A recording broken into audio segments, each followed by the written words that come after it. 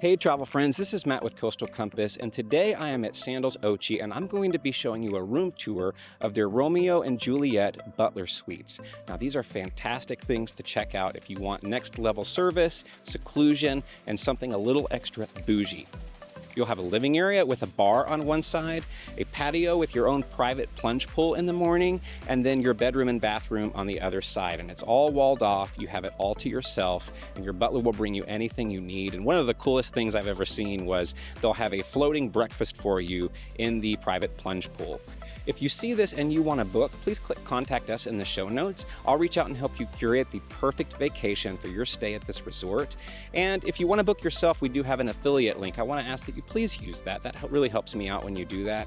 And then last, if you've already booked, but you do want some help planning leading up to the trip, I do have a free concierge service that you might qualify for, so check the show notes for that link. All right, let's get to it and see the Romeo and Juliet Suites.